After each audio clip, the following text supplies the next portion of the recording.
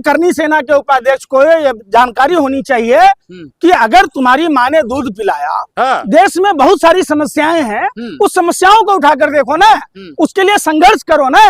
तुम ये बात कह रहे हो, क्या तुम्हारे घर में बहन बेटियां नहीं है? अगर तुम्हारे घर के भी बहन बेटियों के बारे में कोई ऐसा बोलता तो मैं खुले मन से कह रहा हूं, मैं उसका विरोध करता।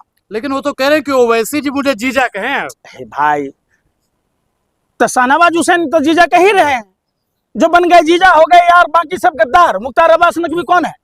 ये लोग चंद दो कौड़ी के हैं, लुच्चे लफंगे। करनी सेना का अपमान है। कोई करनी सेना नहीं है यार, काहे के करनी सेना? करनी सेना है तो राजपूतों की जो शैक्षणिक स्थिति है अभी उस पर बात करते, जो आर्थिक स्थिति है उस पर चर्चा करनी चाहिए। अब ये थोड़े ना है कि किसी सांसद के घर पर फेंक दो, किसी सांसद को अभद्र टिप्पणी कर दो।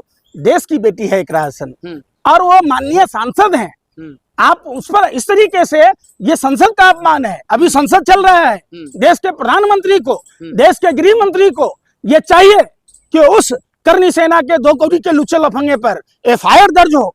जो इकरा हसन वाला मामला है, अगर कोई मुसलमान किसी बीजेपी के नेता पर ये बयान देता तो क्या कुछ होता? देखिए, इनकी मानसिकता संकीर्ण मानसिकता है, विकीर्ण मानसिकता है। ये मानसिक दिवालियापन के शिकार है।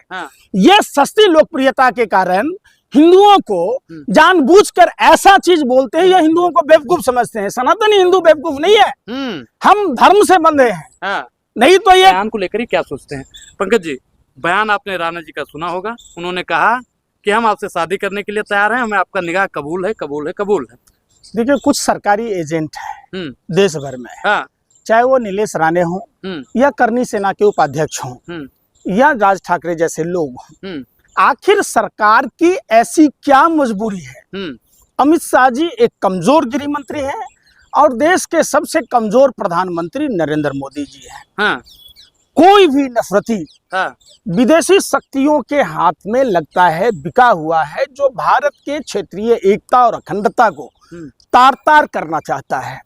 जो डिवाइड एंड रूल की पॉलिसी गोरे अंग्रेजों की थी, वही आज उनकी नाजायज औलादें देश में क्षेत्रीय एकता और अखंडता को तार तार कर रही है। सबसे बड़ा सवाल है कि देश के गृह मंत्री पर सवालिया निशान उठता है कि जब किसी भी जाति और धर्म के ऊपर जब विशेष रूप से टारगेट किया जाता है, आक्षेप किया जाता है,